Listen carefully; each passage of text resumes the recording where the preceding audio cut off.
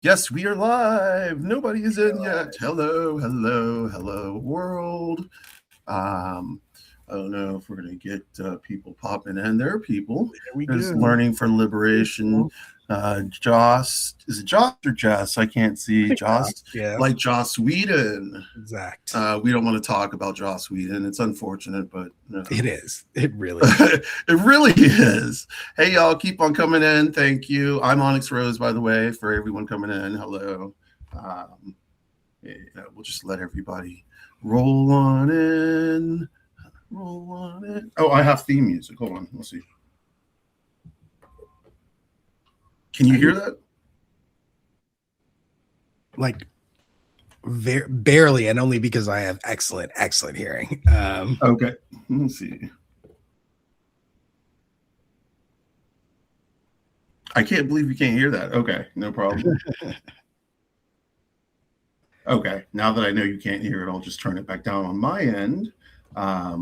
You should rock out. Yeah. I have all these fancy doodads, and I don't really know how to use them because I'm not really tech savvy. But Me either. Okay, so OnyxRose is my name. I see some people popping in. Hail, how you doing? Hey, is it Aaron? Aaron. Jack, what's up? Okay, so I'm OnyxRose. This is OnyxRose. It's what I call is OnyxRose, a journey through the looking glass. And if you may introduce yourself, please. Hi, everyone. I'm Will Fullwood, aka Contraband, creator of the Contraband Wagon, where I'm changing the conversation on race. That's me. So nice to be here. I'm grateful, OnyxRose, for you taking the time. Thank you. Thank you for coming on. Thank you for agreeing to sit with me. This will be fun. Worked in kitchens, it's stuck. Aaron and like Aaron. Okay. I'm not like I keep on tripping up on your name, and I am Key and Peele thing. That's right. Yeah, exactly. That's the Key and Peele thing. That's right. Yes. Okay. Okay. So, first of all, I wanted to kind of pop on your contraband camp. And what exactly that means, because I'm not sure. So it's not contraband camp. That's not contraband camp. That's Michael Harriet, I believe. Okay. And I had no idea he was using the name contraband when I created what I did. Mine is the Contraband Wagon. And I apologize. No, it's okay. The Contraband Wagon. I thought it was cute bandwagon. My friend helped me come up with it in a moment of creativity and spontaneity, and it also came from a poem that I wrote called Contraband. Really? It's called Contraband of Race War, and it's on YouTube. I commissioned an animation to go along with it, with the Bangladeshi artist who I never spoke to or saw. We did it all via text. And anyone can go check it out. It's my most viewed video on YouTube. And what is your YouTube channel? The Contraband Wagon. The Contraband Wagon. Easy. Okay. And actually, I'll write that down so I don't put down the whatever else I said. I'll actually put the link in the chat for people too. Yeah. Contraband Wagon. Drop linkies. What's up, Sturge? How you doing? Hey, everybody in the chat. Well, let's get down to it. I hear you. Oh, I kind of creeped on your page and see that you're a musician. What do you play? So I started playing violin when I was about 4 years old. I played classical violin, Duke University String School in Durham, North Carolina, where I was born and raised. And my parents put us all in violin, and we all learned how to play the violin. Nice. And then when I was about 10, I got to choose my own instrument for the first time, and I decided to choose trumpet. And I played classical trumpet and jazz trumpet, and mostly jazz at a certain point. Nice. Okay. Those are very musical. Yeah.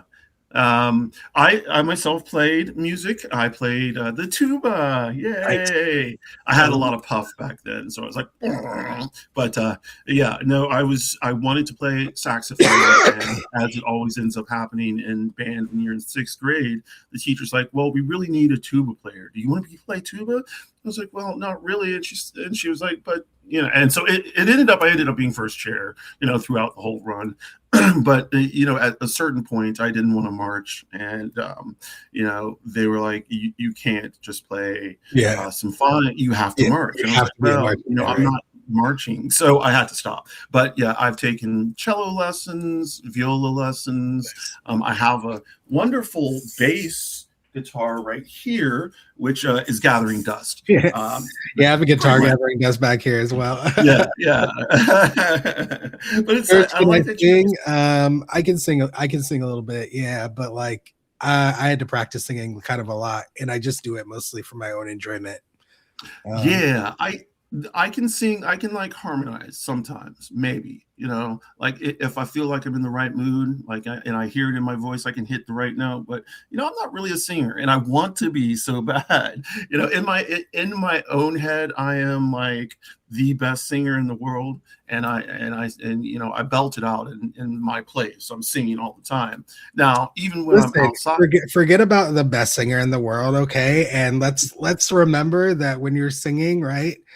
Like, you can take what's in your heart and make it come out direct. Yes, that's true. So I just feel like if you're doing that, you're singing well. Okay. So it's funny you say that. So I do that with dance, and I have bipolar disorder. So one of the things I like to do is, especially when I get a lot of energy, is I will work myself up, and then I'll turn on like really energetic music and dance myself to exhaustion. And when I'm finally exhausted, it's like I get a little bit of peace in my mind.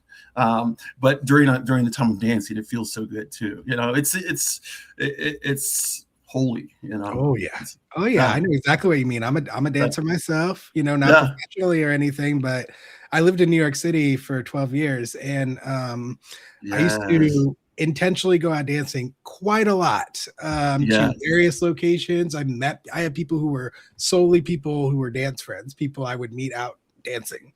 Oh, great. And I took classes, at Alvin Ailey.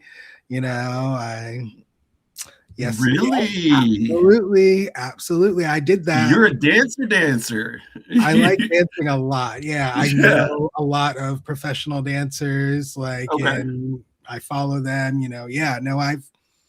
I'm in the scene a little bit, like on the sidelines, Nice. So maybe a little bit more on the sideline, or like in the scene than on the sidelines? Or you really like on the sidelines? There was a time when I was like more in the scene, but those days are long gone. You know what I mean? Look at me with my hook. She old now, okay? And I got to be a little more realistic, but I still love dancing, of course. Right. I've got to, sometimes I've just got to, I've got to let it out. It's the energy that builds up in me, and it has to come out some way. So it's either going to come out by me yelling, and when I yell, it's not that I am yelling at someone, and it's an intentional, what do they say in like Dead Poet Society? A yawp. Yeah,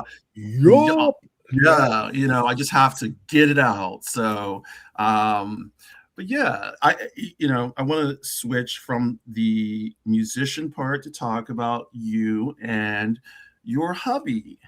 We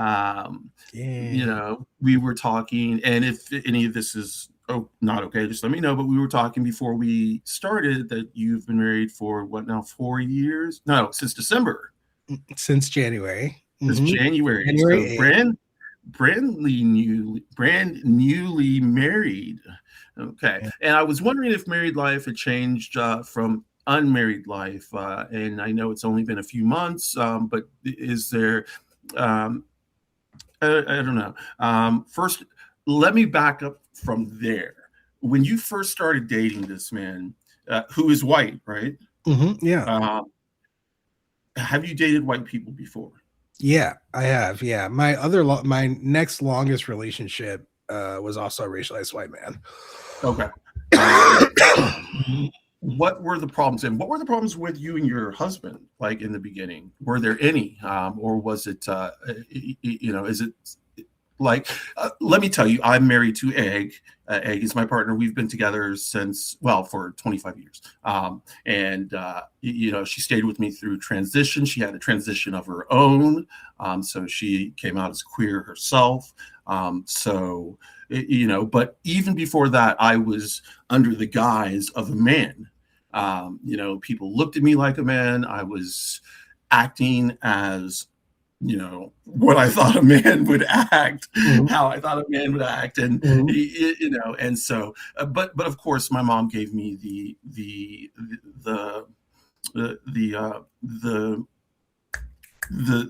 lesson, not the lesson, but the little preach, the little story that just about every Black parent gives to someone who's dating a white person. You are going to get looked at. People are going to do this, and this may have been because I was a guy and she was a white woman. And we got all of it. We got the stares, we got the spits, we got the bad words. We got put in the farthest corner of the farthest place near the back restroom in the restaurants, farthest away from where people would see us. We got people literally never coming to take our order, all of these things. Did you experience any of that? Or, I mean, not as okay. So no, I would say I haven't really. I have experienced that, but not as a result of dating a white person. Oh, really? Okay. Yeah, I've experienced all manner of racism. I mean, every flavor.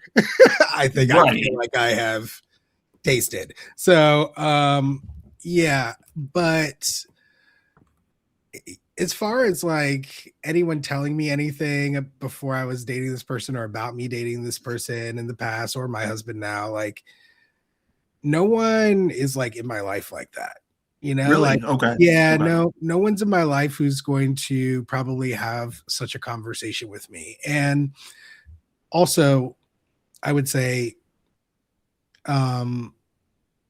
the gap between the person I was when I was dating my ex and the person I am now in a relationship with my husband is gargantuan.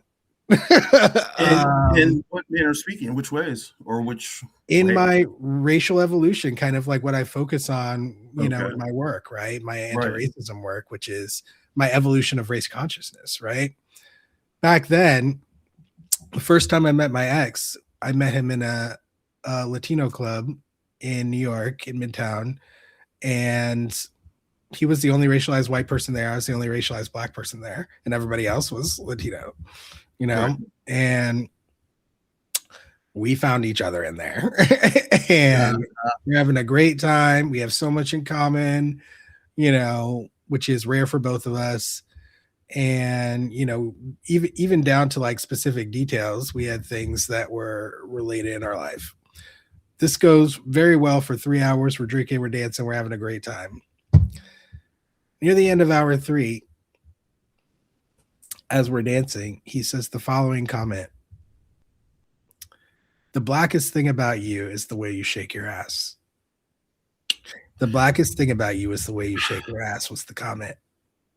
Yeah, I can understand that sticking with you. No. It did stick with me, and every alarm bell went off, and I shut them all off like a snooze on like a snooze button on my phone. I shut every single one of them off, and I was like, you know what? I was like, wow. I was like, I don't know, rationalizing it, trying to make sure that like I could still continue on and explore this and justify that. Was and it that loneliness? Oh yeah, 100%. I mean, it was a combination of like loneliness and then this possibility that just got like basically could have just gotten crushed right there, right? And I was Right. like, I can't allow that right now. Like, Okay. I can't Okay. handle that right now, like. Right. And so yeah, that's what I did, man. I overrid it, and then it became a pattern that continued on for 2.5 years. That's a while. Not gonna lie. It was a Was while. he? Did he give further comments like that throughout the time together, or no? No, he didn't give Okay. further comments like that. I mean, I wasn't gonna Was allow he? it. I wasn't gonna Okay. allow it to happen twice, you know what I mean? But like other things Yeah. happened, like Okay. other things that required me to rationalize, right? Right. And so I ended up just being in that pattern of rationalizing his behavior and like ultimately, just like, oh, like eventually he'll change is, like the thinking that I was having. Eventually he's damaged and like he'll get better after he realizes he doesn't have to be like this anymore, or whatever Right. I was saying to myself. So, And uh, so, yeah. So, anyways, but it started with that racial comment, okay. It Right. started And then right just there. went That was downhill. the very first comment. And the fact that I was able to just somehow rationalize that, Well, man, it shows y- the power of indoctrination, you know what I mean? And yes. the There power we of loneliness too.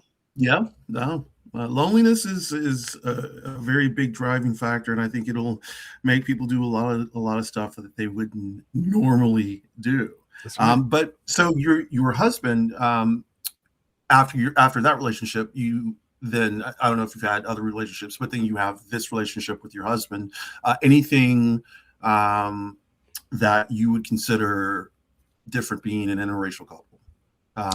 Yeah, 100%. Okay, But it's all to do, right, with my evolution of race consciousness, like I said. So by the time I meet my husband, right, I have like fully deconditioned myself from the ideology of white male supremacy. And I have realized a lot more about how that has had an impact on my life. And um I was just nowhere close to that in the past.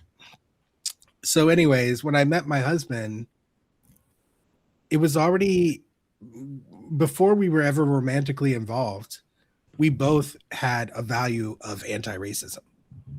okay, Okay. that's good. That's So he good. had this value before he knew me. He was already had experiences with France, that he had gone through, seeing how some of the Arab kids that he grew up with were treated, when he was playing sports, in the neighborhood and stuff. And he's educated himself. He's a big reader, and he has educated himself intentionally about race. Right.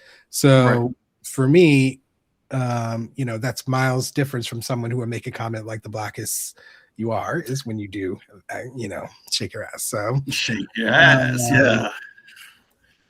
so anyways, yeah, he was able to, I was able to share with him more of my life experience as a result. He was able Right. to see more of it. So he was able to see how people react to me, act towards me, don't look at me, The don't listen, microaggressions. all kinds of little tiny little things Yes. that most people, pretty much no one I've ever been in any kind of relationship with, has been able to call out and notice on a consistent basis. So that has been a different experience for me in an interracial relationship that I've never experienced before. Okay. So and I wanted to jump in on that because Egg and I have been together so long. So I did have a life pre-Egg and then my life post-Egg. You know, every person I dated pre-Egg, their parents had a problem with me because it was like I was like a United Colors of Benetton dater. I would date just different ethnicities, as it were. So I kind of made my way around, and each person's mom, each girl's mom would be like, you know, it just like the whole black Iranian thing. I was dating an Iranian girl, a girl from the Philippines, the whole thing. It's just a lot of race issues. So when I started dating Egg, my mom and dad sat me down and, gave me the talk, like the talk. And, then when we moved in together, that's when I got the other talk. But it was at this point where Egg had begun to finally start noticing, that people were sharing, that people were treating her differently, because she had never dated anybody Black before me. So she started picking up hardcore, and it took years, but she's like, now she understands. She's like, hey, to the point where it drove her to tears, because it just the amount of microaggressions we go through as Black people. And me as a Black trans person, so I get it even more, and so she has worked on her internalized racism herself, and she has had to work on that. Well, that's an ongoing process, right? It's always an ongoing process for all of us, I would say. Exactly. So, it's the dynamic we've had has been interesting. We've kind of been like fuck you, we don't care what you nerd, we don't, whatever, the Rage Against the Machine, we won't do what you tell us, fuck you, we won't do what you tell us. And we've lived by that mantra. Or our song is They All Laughed, by the Charlie Biddle trio that was in with Bruce, what's his name? Oh God, 8.5 yards, 9.5 yards, or something like that. And it's a jazz little ditty. We've survived 25 years against all odds and manner of issues. My addictions, my transitions, her transition, deaths. It's the idea that we were not going to make it was very strong with a lot of people around us. I lost, all my family. They came back slowly but surely, and we're still mending relationships. Wow. But lost all my friends, except for one. Almost lost Egg. She, it took her 3 years to decide to stay in the marriage. And then she had to do a lot of mental gymnastics and mental work herself, like what does it look like for her now being married to what at first I came out as a trans binary woman, so binary trans, using she, her pronouns, and how is it going to look for her being seen as a lesbian when she didn't really want to be seen as a lesbian. What kind of work was she gonna have to put in? And she put in a lot of work, and I have to step back and remember that, because I knew what I was getting into. I don't know that she did. Yeah, and that's part of, you asked me before we got on about, has anything changed since you've been married? And it's like something happens, after you get officially married. And I feel like what it was basically just, I guess, residue of union, you could say, like it was kind of like whatever had not kind of filtered through, like from our individual lives into our joint lives or whatever, kind of just rushed in and gushed in and mucked in. And then that was, I could see why that could be difficult for most people to handle. But luckily for me and my husband, like, we're both fairly good communicators, and we trust each other. And because of that, we're able to get somewhere, you know what I mean? We're able to figure out what's going on and talk about it rationally. And, not without emotion or anything, but just like, we're able to actually like just figure out what's happening, and be certain about that. And because we can share that experience, then figuring out what to do next is actually a simple matter. Most of the time it's like when people are not communicating, it's because they don't know what each other is talking about. Like if you know what each other are talking about, it's much easier to come to agreement or disagreement. You know what I mean? And to know exactly where you stand. So it's the listen to listen instead of listen to talk, 100%. Listen to communicate. Listen to as part of communication. Yeah. Like right. if you want communication to be like the other person understands you and you understand them, then that's what you have to like act like. And a lot of people don't act like that. Yeah. Oh, God, I had something else I wanted to ask you about. Oh, okay. So I'm going to jump from that to, and this is going to, it's all going to tie in somehow. I don't know. But I did write down something that I saw that you are an empath. Yeah. How, I don't know how to say, how did that come about? Or is it something that tell me about it. Let me say that. Sure. Yeah. No, I mean, this is pretty much like a from birth type situation for me. Right. Like I kind of recognized it when I was very young. And I recognized some of the pitfalls when I was very young as well, in terms of, making people uncomfortable, and when you can figure stuff out because you can feel other people, it scares a lot of people, and so you have to, especially if you're a kid. Yes. Okay. When I was in kindergarten, I had a 40-minute conversation with my kindergarten assistant teacher about her impending divorce at 5 years old. Oh, okay. So you are more than an empath. You are it's not an empath. It's almost it's a intuitive. Yeah. An intuitive, like, so an empath, I don't know, and this is the way I see it, or kind of break it down, is an empath does feel emotions, sense energy, sense shifts in the room, but not often, but the empath can also be overwhelmed by that energy very easily, if boundaries are not set. That's right. But the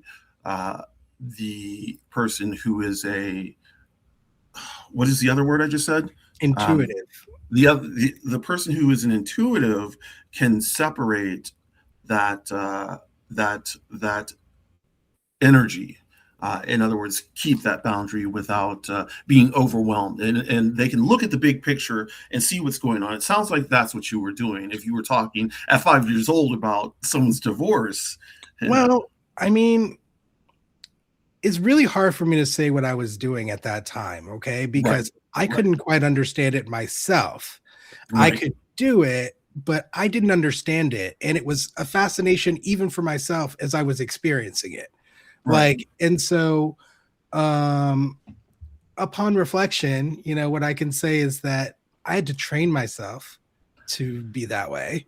So yes. I was suffering just like every other empath for a long time, trying to learn how to remain open without suffering damage. And so I had to find out. Yeah. You're speaking my language now. Like, okay, so I consider myself an empath too. I am an energy reader. I feel that, I sense energy in rooms. I sense energy off of people, emotions, feelings. The sense of being overwhelmed by negative energy is something that's happened to me twice. And it was like to the point where I was like panic attack and pain, like physical pain. And it was just so, each time it was at a magic shop I was working at, and so there were people around me who were like, okay, here, grab this, do this, sit down, everything to kind of like clear, Florida water, a little Palo Santo, whatever we could do to try and, a little smoky quartz, whatever we could try and throw in. But, basically it just took me getting out of that situation, and I had to remove myself out of that situation. So on 5/5, and if you know anything about numerology, 5 is the day of change, or the number of change. It's the number of good change for the better. So on May the 5th of last year, I left my job of 3.5 years where I felt like I was being attacked. But then the funny thing is, like, a month later, I went back in and the energy had completely changed. 3 people had been fired. One person had been arrested. Yes. Yeah. So, yeah. Let's see. Misuse, OnyxRose, Brandon. Yeah. Palo Santo sounds like a Caribbean resort. Let's talk about something else. Spirituality. Are you spiritual at all? Do you subscribe? Do you use any particular religion, any particular spirituality? So I'm not religious. I've studied many religions. I am spiritual. I've studied different spiritual practices. I just literally learned about a new one like yesterday. So yeah, like I just consider myself to be a student of the truth, Yes. So like for me, all of these different ways of drawing boundaries and drawing lines and creating categories and stuff, I find it interesting because everyone's talking about the same things, right? And everyone's interpreting it in their own way, and right. The reason it's interesting to me is because I'm a mathematician, right? And yes, this is like the nature of math also. And so I just basically enjoy finding those overlaps between cultures, between religions, between spiritual practices. And when something suits me, I take it and I use it, Yeah. Wow. So like imbuing items with energy. Yes. I've done that because it was something that was useful for me and that I could actually utilize, and I found a way to utilize it. Right. Or,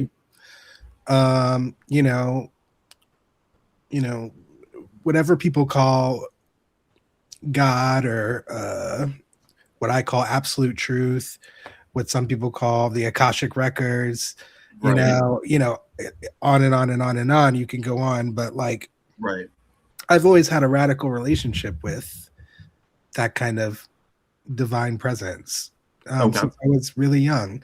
And I had knowledge of it. I didn't understand it, and so basically most of my life has been coming to a greater understanding of that. And I'm still on that same journey. That is 100%, 100. That, so that in terms of spiritual journeys, I jumped from Christianity at 16. And from there, I too went from, I shouldn't say I went from path to path. I did go from path to path, but I studied. I didn't just jump and say, this is not me, and then jump out. I really wanted to take a deeper look. In doing that, so right now I'm on a path called Ifa, which is it's a spiritual tradition of Nigeria, southern Nigeria, and Togo and Benin, parts of Togo and parts of Benin. But it's where like voodoo and kendo, all the Lukumi, Santeria. This is where all of these religions or spiritualities sprang from, was Ifa. And then, of course, with the transatlantic slave movement, the religion or spirituality aspect of it then moved on with it. The Orisha moved on with the transportation, and all like the main practice of the spirituality became changed a bit from place to place. Like, so, it's like in Brazil and in the Caribbean. But Ifa is in and of itself, it's a divination system, a divinatory system that allows you to live by what is, and to achieve and work towards what is to be your destiny. You are to work in alignment with nature and with the universe and with everybody around you in order to reach your destiny. and that people look at it and it's gotten a bad rap, and there are some parts that I am having to work at, in terms of how things are done in Nigeria and in Ifa as a spiritual practice, that people in the United States may not be used to, and I certainly am not. I will throw myself in with everybody else because I am not, and I am not the end all be all on Ifa. I have only been on this path for a year, so it's been a little bit over a year. But there are Orisha, and Orisha are basically like they could have been people who were elevated. There's Oya, who is the Orisha of winds, and the cemetery gates, and she is my Orisha as well. She brings in quick and fast transitions between lives, so she can wipe out what's in your way, to show a path that you didn't expect, but it will point you in the right path. She is fierce in her protection of women, so the divine feminine fits in with me as a trans femme type person. Same with Oshun. Oshun is also an Orisha. She is the Orisha of divine femininity, and these two are river goddesses, river deities as well. It is at its heart Orisha worship and Ori worship, which is your inner head. And as you said, this goes back to there is what we would consider, although like I'm having a hard time with like the one God thing. I do think of one God as an absolute, but the name for the God in Ifa is Oludumare. It is kind of the same. I've touched on Baha'i faith, and it's pretty much when you boil it all down to its simple nuts and bolts, it's the same. Everybody is reaching for the divine. Yeah. And so my interest in that, right, like has basically taken me to a point of like Gnosticism, like actual practices that are documented to work to connect you closer to the divine. And then you just practice them, and they work because it works for everyone. They work because people have been putting magic into it to make it work. Right. Yeah. Because so it's just been built up over the years. For all these years. Right. Exactly. Yeah. Yeah. So, do you do things like the lesser banishing ritual of pentagram or anything like that? You said you do rituals or no? I don't do any rituals. Okay. What I do is could closest be described as meditation, I would say. Yeah. But it's basically calling to the divine, right? Or a prayer, if you will. Yeah. And so it's basically reinforcing a connection that's already there, right? By recognizing that it's there. And then the more you recognize it, the stronger the connection becomes, and then the easier you can make use of divine power. And that's how it works. So let me ask you this. Divine power, is it internalized? Is it within all of us? Or it is within all of us. Yes. It is. It is. To be. As part of our humanity, as part of our experience as humans, yes. And I guess we are all stardust after all as well. So, and I wish I was great at maths, because then we could get into quantum physics, but and then we could start talking about how all that shit we're leaning on right now is not really real. Listen, you probably are good at maths, all right, and you've probably been taught fallaciously that you're bad at math, because that's pretty much my entire 2-decade career of like teaching people math. It's like people being like, "Oh, I'm terrible at math," and then I'm like, "Something terrible happened to you when you were learning math, right?" And they're like, "Yes," and then they tell me their story, and then I heal them, and suddenly they're amazing at math. That's you. Well, I may have to try it because I feel like I'm bad at math. I do like the only thing I'm good at is like looking at a clock and like it's 3:40, so I go 3 and 4 is 7, or like I keep on adding numbers and dropping them down to the lowest digit, before it can, I guess it's prime digit. I don't know. So not only are you good at math, but you like math. I like quantum physics. Let me say it. I like the idea of multiple dimensions and wormholes and yeah, stargates. Yeah, this this stuff is so cool. Who could not like it? It's still mysterious and Right. elusive, right? Right. But it doesn't have to be as elusive as we make it. We, like you said, we are divine, and so Right. like all we have to do is remember that, and Right. that's what these practices are for. It's funny you say that because you say it was such I don't want to say innocence, but you say it was such a simplicity. Like all we have to do is remember, but that's the hardest thing. It's like when you're a child, you don't have a care in the world, and you're free and you're playing and you make art, you do all this. But as you grow older, you lose that child in you. So it's not it's the calling to go back to your child self, to experience the divine, as it were, without any hindrance. And if we can do that, then that's Buddha and all of that good stuff. But meditation, certainly I try to meditate twice a day. Not long. I'm gonna be honest. Like no, I don't meditate for a long time. 10 to 15 minutes twice a day, so in the morning and at night.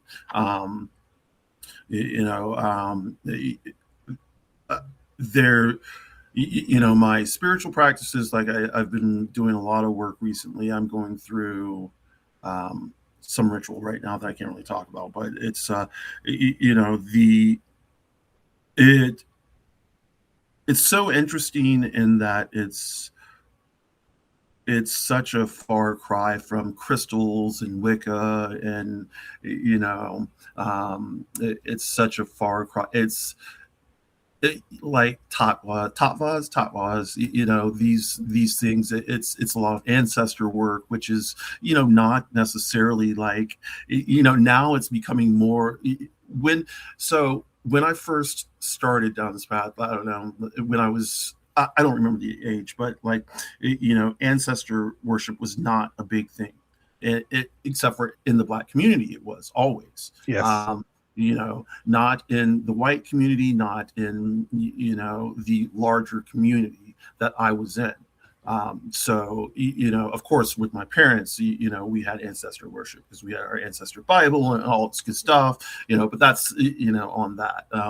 So now getting into this ancestor worship, I this is something I like. I've tapped into something that is my roots, and I just can't get past one thing, and I don't really want to talk about it on. Yeah, no, that's okay. Yeah, but yeah. The thing about, let's see, Will has yeah, I never got into crystals and Wicca, so I do. I still love my crystals. I can't get rid of them. I have a malachite tower and I have a fluorite tower sitting on the other side of my desk. I've got crystals all around me. Ancestor worship. Yeah. They're called Egungun and Yoruba. I'm trying to learn Yoruba. Wow. It's a beautiful language, very poetic, and beautiful. Once you learn it, and I have a hard time learning it. But you are kind of a polymath, is what I saw on your. You speak other languages. Only American Sign Language, but what'd you say? Sign language. Yeah. You speak American Sign Language. Mm-hmm. Okay. Yeah. I went to the University of Rochester and studied American Sign Language there.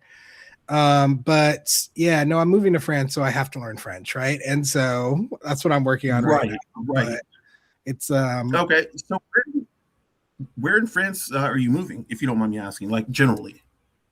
Yeah, it's still not 100% decided, but it looks like I'm going to be temporarily in Lyon, and Okay. Okay. then maybe Angers. I don't know. Like, Angers. yeah. So we'll see, but yeah, it's not settled yet, basically, because my husband is going to be trying to become a professor in France. Right now, he's a Okay. professor here in the United States teaching biology, and he's trying to transfer over to France, but that was kind of like a difficult transition because he got his PhD over here. So first, they had to recognize his American PhD. Right. Then it gave him access to all the jobs, and he had applied to a bunch of jobs. He's just hearing back now. He's got some interviews coming up, right? And so Awesome. it's just like in process, you know what I mean? And like Right. then we can Right. make final decisions. But yeah, we're also leaving in Is 5 weeks. So so that is the decision though. The decision is you are leaving. oh no, yeah, we have one-way tickets. Yeah, so Okay. Okay. this is fun. So I have been in France before. Have a love-hate relationship. I was a diehard Francophile. Spoke the language pretty well. I can't say pretty fluently enough to get by being there for a month by myself. I was in Orléans, Nice. and had a relationship with a guy there, and he punched me in the face. I was like, "Thank you." So I'm sorry. afterwards, punched me in the face and ran away. Yeah, so that's my experience in Orleans, and then the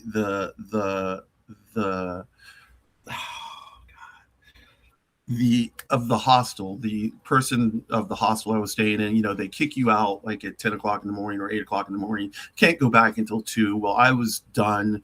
I just wanted to go get my stuff and leave. And then, she wouldn't let me check in. And it was just a whole mess. So I left France as quickly as possible to Amsterdam and stayed in Amsterdam and Utrecht for a while, and then kind of hopped around the Benelux countries, the Germany, Belgium, France, Luxembourg, Netherlands.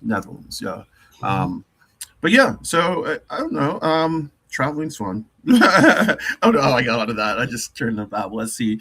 Are the interviews in French? Well, interviews. Are the What interviews? interview? Are the Oh, interviews? are his my husband? Well, my husband's a French national, so Oh, so I guess he is fluent in French now. yeah, he grew up. He grew So, up in France. He got his master's degree in France, and then he came here for his okay. PhD.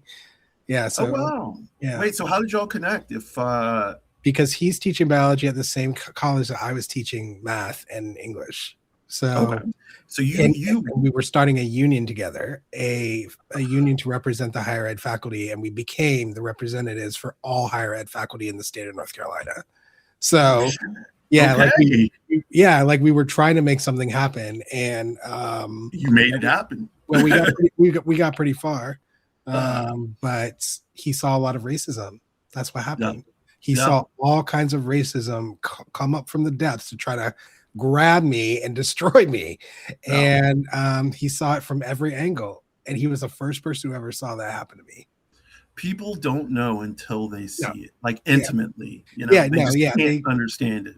yeah, because it's terrifying and it's It is. horrifying. Yeah, and so like nobody wants to see, like Right. it's upsetting, Right. but yeah, and it really upset him. He was very upset for a while, just Yeah. constantly bringing things up that he saw, that he observed, Um, and I'm like, yeah, this is this is daily life. yeah, exactly. This is Daily how life. it is. Let's see. Partner has a fire crotch. Oh, We know this, Sturge. Let's see. You saw this guy light his pubic hair on fire in Germany. That was neat. Okay. wow. I did not see that. He Frenched Will. Duh. But yeah, so let's see. Activists. You want to tell me anything about your activism? Yeah, of course. Yeah. So it really just going back to spirituality for a quick second, right? Okay, So, sure. you know, I always felt guided by the ancestors. I didn't really know how to articulate that, but I felt a connection there that was guiding me, and I was able to follow it, Right. and it was comforting for me. And at some point I kind of lost connection to that. I had to rebuild it, which is also interesting. But the reason I bring that up is because after I had this experience at 6 years old, where this 6-year-old in my elementary school told me I didn't act black. And I said, "What do you mean by that?" And he said, "Well, you don't curse. You're not in a gang. You get good grades." And he just had all of these things that meant that I wasn't comporting to blackness. And and it devastated me, but it also sparked my curiosity and made me realize that this was something I needed to thoroughly understand. Okay. Good. And so I really went through intentional ways of understanding from that moment on, clandestinely, secretly, right? Because nobody wants to talk about this, or at least back then, definitely nobody wanted to talk about it. The narrative was, we're living in a post-racial America. We went through all this stuff. It was horrible, but here we are over the ridge, people. And of course, it's not like my family or any other racialized black person I ever met believed that, but it was still an incredibly prominent narrative out there, being blasted in the media. Just people would say it. And so anyways, I had to find ways of getting information about this ideology and this system secretly. And I use math to do that. And, I've only in the last year been talking to people about this in more detail. So because tell me more. I've got to understand this. Oh God. This is why I don't bring it up a lot, because everybody wants to know all about it, and I'm like, well, I mean, as far as you can explain it, that's the cool thing. I understand. There are some things that cannot be explained. No, this could be explained, but this it would take forever. So, well, we've got until 4:30, so. We will circle back to that, okay? But this is just because this is just part of the story. This is the part of the story that explains what I was doing and how and why, basically, in general. And then I had all of this knowledge, right, that had nowhere to go, right? And I was struggling to figure out how to activate it and turn it into action and turn it into something that could actually be beneficial to our people, and just the recognition that all of us are connected, and that because of that, we need enough people who are curious enough, who are open enough, who are willing to self-examine enough, in order to make any kind of headway. So that's kind of where my activism is focused on, is opening up the floodgates there for people to be able to reclaim the choice that was stolen from them about how they want to exist in a society that has been racialized, that has been built upon racial hierarchy, right? A false one. And so, deconditioning people from white male supremacist ideology is the activism. That's the word. And when I came from New York City, I was in New York City teaching high school, middle school, special programs, math, whatever, English. And then I came to North Carolina, back home, to be closer to family, to maybe start a business. And one of the first things that I did was I created a meetup group, and it's called Racism Discussion Group. And it's on Meetup. Anyone can join. racismdiscussiongroup.com www.meetup.com/racismdiscussiongroup. Basically, I just got people in my local community together to have conversations about race, and I started moderating those conversations. So that's is it? So do you still do that? Yeah, I do it online now on Zoom, because after the pandemic, I had to go online, right? But at first it was in person, and I had people from all walks of life. And Yeah, I still do it. I did it just last week on Wednesday. It was actually the last one I'm doing. So I'm actually yeah. I've been doing it for like years now, and like Right. I I'm was just like, okay, I'm gonna try. yeah, that Yeah. was the last one. I'm shifting gears now because it's just time for me to become even more active, and Okay. to get more serious about creating those opportunities I told you about, which is creating an opportunity for people to choose to live differently, to Okay. transform themselves. Right now, that choice has been stolen from people in America for the most Right. part. 100%. Like curiosity needs a spark, and the spark that would get people to choose anti-racism as a value, to devalue the racial hierarchy that we've put so much stock in, that has created all these institutions and all these problems, all this violence. That choice to give it up, people don't think they have it. And in some ways, that choice has been stolen from them, or at least the illusion has been placed on people that it has been stolen from them, and it's a solid illusion. So my Yeah. goal is to dispel that illusion, right? Yeah.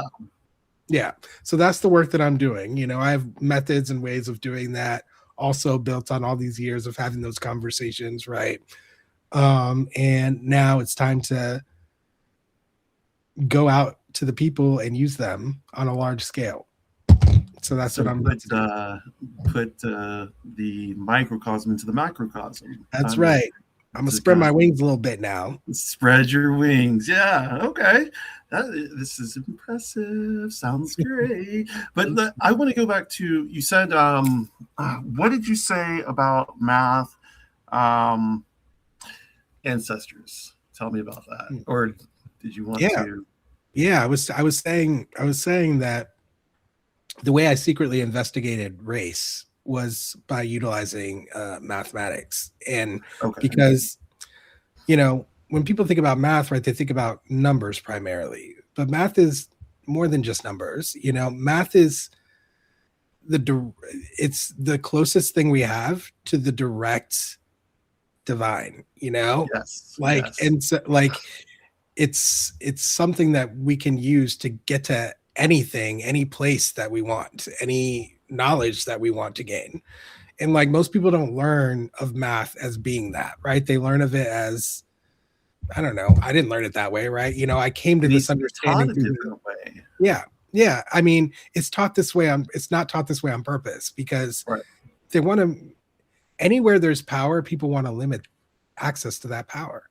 They want to keep the masses down. Right. Yeah. If people knew what math was, that would mean they would have a better understanding of what the universe is. And once you have a better understanding, right, and once you understand what it is, then it's impossible to have power over you, because you realize that you're divine. Yes, math. I've had. You were not the first person to say this to me. I would suggest that most of my spiritual advisors, teachers, confessors, whatever you want to say, have also had that same feeling and belief. And in fact, a lot of magic rests on mathematics, and I would say it's more than a feeling or a belief. This is right. Well, this is absolute truth. However you want to think about it, if my words, the way that I said it, for anyone out there who heard them, if they feel uncomfortable to you, there's probably another set of words that says the exact same thing that you would feel comfortable with. This is just ways of describing our actual state of being. And that is something that we don't get taught in school. We don't get taught about what our state of being is. We don't get taught about what it is to be a human. Right. And the curiosity that people have for those questions fades somehow. Right. It never faded for me. I never experienced that. I have always been interested in myself a lot.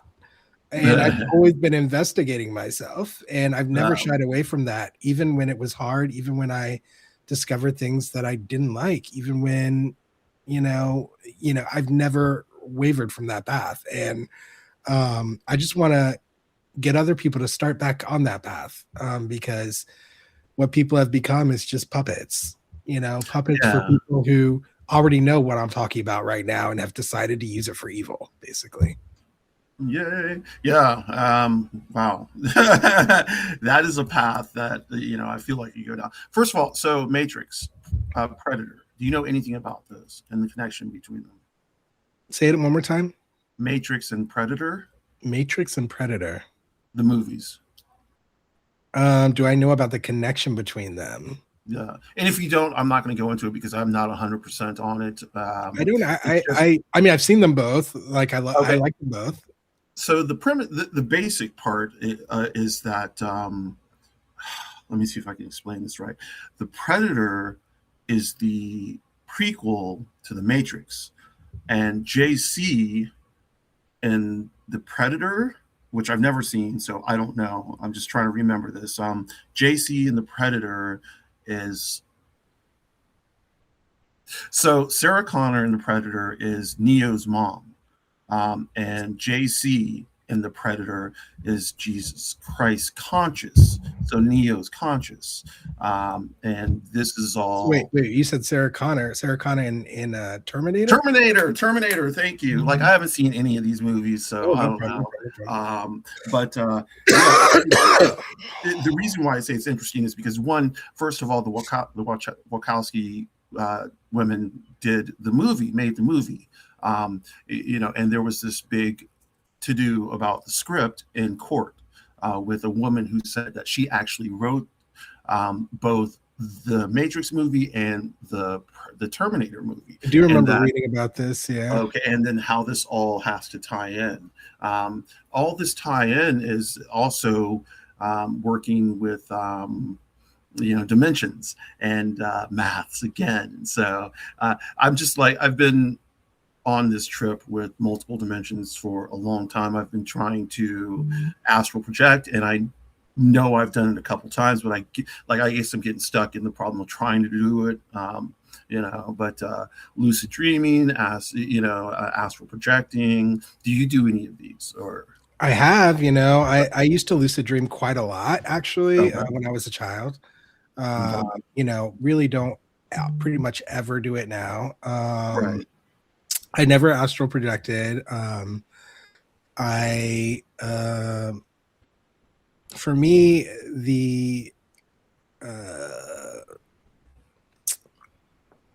I haven't really been able to necessarily access other dimensions like on demand or anything like that. You know what I mean? And right. But I have had various different experiences of, encounters, I guess you could say, or just like just experiences, like through meditation actually. Right. And then I also just recently did ketamine therapy, and that has opened up a lot as well. Like when yeah, I'm sure. Like I've done ketamine before, so wow. So yeah, I don't know. I'm still on my journey. I feel like I still have a lot more to go and a lot more to learn and experience. But it's funny you talk about dimensions though, because when I used to talk about race, I remember like years ago on Twitter when I was still like on Twitter. I used to explain to people that they weren't seeing race clearly because race is multidimensional, and they're not seeing every dimension of the issue. And that would resonate with even the most virulent racists sometimes. Really? Like, oh yeah. Like for some reason, calling it multidimensional was resonating with everyone. Wow. Okay. Yeah, because it's something that maybe it's easier to believe in a multi-dimensional. It's very easy to believe it. That's the thing. It's like it's easy to believe it because even if you're not that connected to it, what little you know about it points to that. Right. Like it's the nature of the thing, and so you're not trying to make any specific statements about race or relationships or anything like that. You're just describing it in a way that pretty much no one can deny, Right. And so yeah, I used it a lot in order to start having conversations that I otherwise probably wouldn't have had. That's actually really good. I have I try and have conversations like that. I am not altogether successful. Um, tend to I tend to like I don't know if you have. I don't know if this is. I guess I don't know why you're leaving Substack, or if are you leaving Substack? By the way, I try, girl. Like I tried. keeps I on bringing you back. tried. Yeah, no, but like, no, people were like, no, you can't leave right now. Like, Right, all these right, political candidates started reaching out. They want me to interview them. So I'm doing those. I'm helping out my friend Walter, who's been so cool and amazing and helping me out. And yeah, I just built such a nice community here. I was ready to leave it, and I still am, but only right. because like this platform, the CEO Yeah, of this platform has made it very clear that he's going to allow this place to become the next Twitter, and we see that it's happening right before our yeah. very It eyes. was.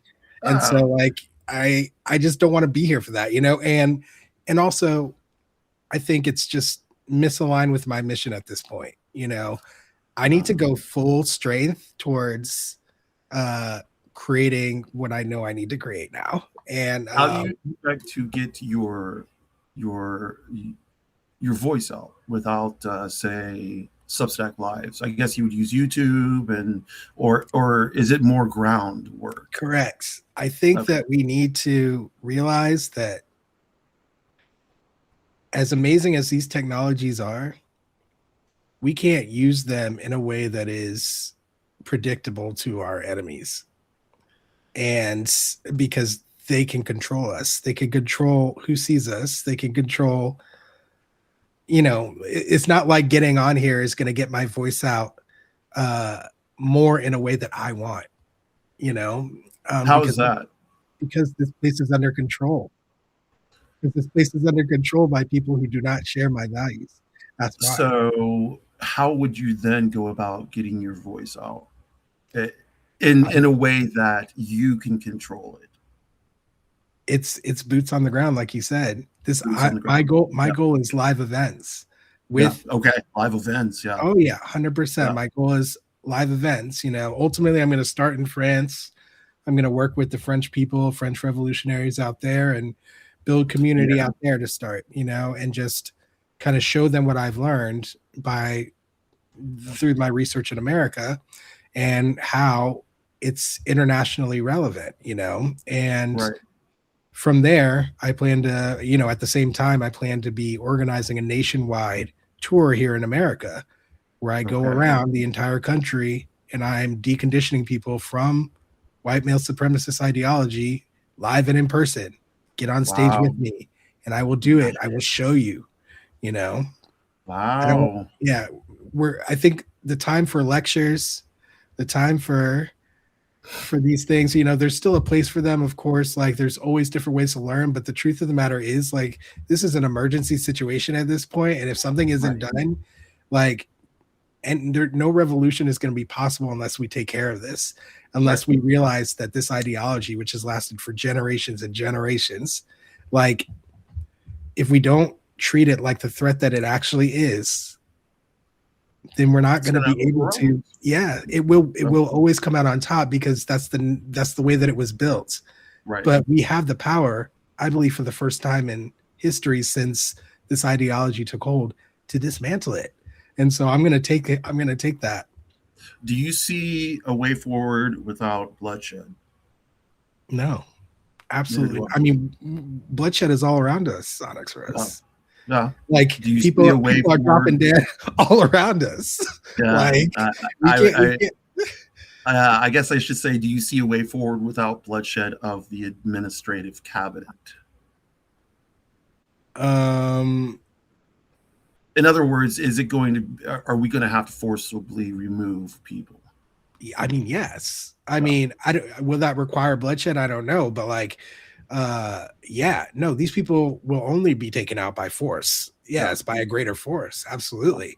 For me, I can't galvanize that greater force that will do that. What I can do is I can cripple their system of power. That's what I'm Yes. trying to do. I'm Yes. trying to Yes. cripple their system of power. And at the same time, I'm trying to show people something even more powerful and that's um So you are. worth fighting for. You are like Neo. You're trying to get people to set their minds free, or Morpheus. Correct. Yeah. I mean, I had to set my own mind free too, just like Yeah. Neo, like, and so yes, I am trying to do the exact same thing, help people reclaim themselves, and it's so empowering, and people are so afraid of it, but everyone who's ever done it is grateful. Yeah. So I want to just get people there. Awesome. Well, I think this is going to be the natural conclusion for this part. I would love to talk to you again if you are going to be on Substack. Yeah. I mean, just make it before June 12th. We're out. So June 12th, you're out, and you're not going to be on Substack. You're not going to be on Substack. You can't hit Substack from international or anything like that. I mean, it's just the timing of France, like right, 5 hours ahead. It's a 6 hour difference, and 6 hours, yeah. And I think that I'm going to be really kind of leaning into learning French, and Jason, what's up, bro? You got a question? What's up? Yeah, what's the question? You're gonna be learning French, yeah. Okay. Yeah, and just really focusing on building a life with my husband there, and getting into the culture and reaching out to people in France. I have not seen the French film Diva. Nope, I haven't seen Diva either, and I will. I'm gonna look it up myself. Diva French film, 1981. Oh, I've heard about this film. Actually, I've heard about this film, but no, I haven't seen it. Oh, interesting. Oh yeah, I'm definitely gonna watch it. Thank you. Thanks, Jason. Appreciate you. You're awesome. Appreciate you. Yeah, I'm gonna have to watch this. Yeah, 100%. I'll watch it. I'll thank you now, bro. Thank you. Yes. Yeah, that is definitely gonna go on my watch list. But yeah, so I'm not going to be on Substack, but I have a Patreon. If anybody wants to follow what I'm doing, I'm kind of leaning into Patreon now. They've kind of updated their system recently, and they're doing a beta test to create something that's more community based, which I really like. I like what I see so far, more than anything else I've seen from any other platform so far. So there's my Patreon. Anyone can join. It's free to join. Okay. Yep. I will be on Patreon and joining you. And then my discussion group is still going to remain open because I'm going to repurpose it at some point. So if anybody wants to reach me through that, you can reach me there. I have a website, www.thecontrabandwagon.com. So you can go there, and there's an application there for anybody who wants to be on the show with me. You can fill that out because my email. Awesome. I'll reach out to you, I've got somebody who I'm going to be doing a live stream with in just 3 days, who was the latest person to submit an application. So if you follow through, then it'll work. And I did see people in the chat asking about what they can do to help, how they can help me, this and that. I've been so clear about how people can help me, and it has not been happening. Okay. Because it's just, it's hard. Okay. And what is it people can do to help you? What I need, guys, I am building a nationwide tour in America to decondition people from white supremacist ideology. Okay.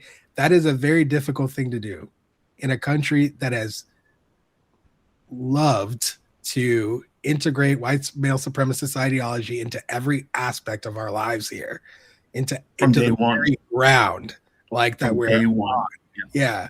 So, I mean, what I need is people's help in bringing that to reality. And what that means is I need to connect with people who have already taken on anti-racism as a value and are willing to act on that value to make this come to fruition. I need to find those people. Right. And it's difficult to find them. It's difficult for an individual person to find them. I need you guys' help. So what I need you to do is, in your local communities, the people who are willing to actually take action, who realize the importance of this work that I'm trying to do and are willing to communicate with me about how to make it happen. That's what I need. I need connection to them. Y'all hear it? Send everything this man's way, everything. So, but we're gonna have to wrap up right now, unfortunately. Yeah. I appreciate you coming on. Yeah, I no, thanks for appreciate having me. talking to you. I haven't really had a chance to talk to you for this length of time or any length of time, so I do appreciate it. It's great learning about you, and hopefully we'll be able to get a little bit more time in before you leave. Yeah, let's schedule it. All right. Yeah, but go ahead and plug your stuff one more time. Yep, the Contraband Wagon, guys. Check me out. You can get on my Patreon, patreon.com/the Contraband Wagon. Okay. And I would love to partner with any of y'all. Okay. I'm open, I'm reachable. My email address is thecontrabandwagon at gmail.com. All right, hit me up. Okay. I am OnyxRose. My site is onyxrose.net. I also have a Substack, onyxrose9.substack.net, but I only do notes and lives from Substack. One of the reasons I do that is because I got, with all the extreme Nazis and extreme white nationalists and extreme Christian conservatives, I got attacked from pretty much my second month on Substack, and it was vicious, and it was pretty bad. So I love Substack, and but yes, my name is OnyxRose. Thank you for joining. This is OnyxRose, a journey through the looking glass. I do say my normal goodbye, and that is no trash, no transphobia, no racism, no ableism, no sexism, no homophobia, no Islamophobia, no xenophobia, land back, reparations, no borders, fuck ICE, and fuck Trump. And period. Thank you. And I will say thank you to Will. Thank you for everybody in the comments. Y'all have a great afternoon, and we'll talk later. So long.